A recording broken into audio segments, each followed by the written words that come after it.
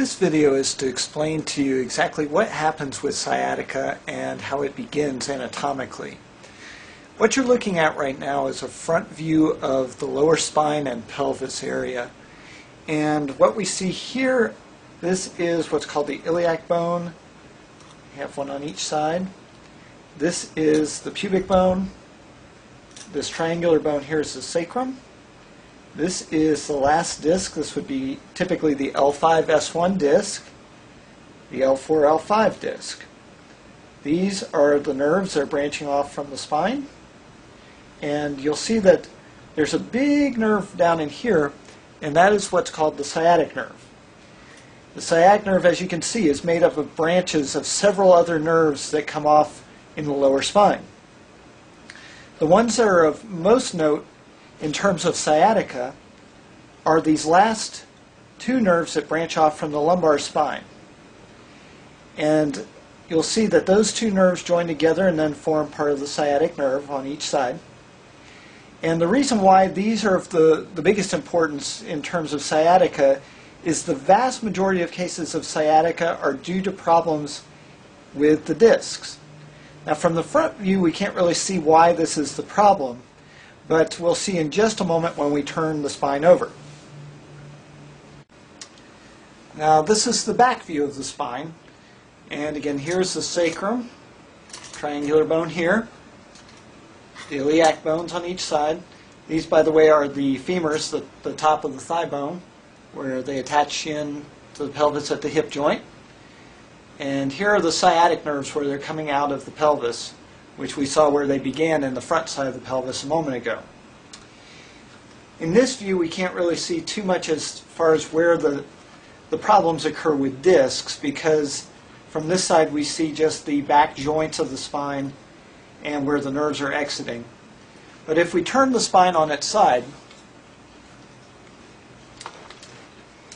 we can see that the openings where the nerves come out are right up against where the discs are.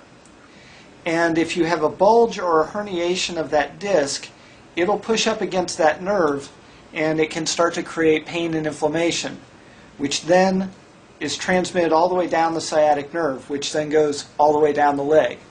In some cases, you'll primarily get the sciatica symptoms in the buttock area, where the sciatic nerve first forms and comes out of the pelvis. And in more severe cases, it will extend all the way down the leg. The other thing that occurs in sciatica is that there is a muscle called the piriformis. And you may, in your studies on sciatica, have heard something called piriformis syndrome. Well, piriformis syndrome is named after a muscle that runs from the sacrum over to the hip, kind of like this piece of paper. And you'll notice that it's in proximity to the sciatic nerve right here. Well, what happens is that in some people, it'll be arranged pretty much like this. The muscle will be over the top of the sciatic nerve, and the nerve will then go down the leg from there. In other cases, the nerve may actually go on top of the piriformis and run down the leg that way. And then in some instances, the nerve will actually split the piriformis muscle, and it'll start to go right between the muscle fibers. In this orientation of the nerve, what will happen in some cases is if you get tightness of the piriformis muscle, it will actually squeeze on the sciatic nerve and cause true sciatica that way by actually irritating the sciatic nerve.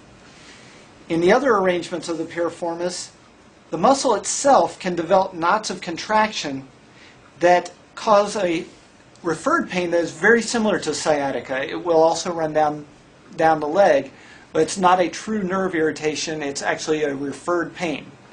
In either case, this is usually referred to as piriformis syndrome. And piriformis syndrome is more of a muscular problem rather than being a direct nerve type of problem. And there's a different way of handling this than there is with disc herniation types of sciatica.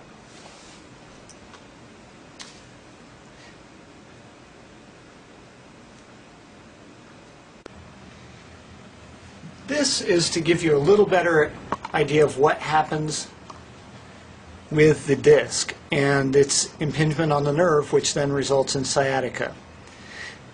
This model here is of a normal section of the lumbar spine, and what you'll see here is that we have nice thick plump discs, but they're well contained and there's lots of space around that nerve for it to move and so that it doesn't get irritated.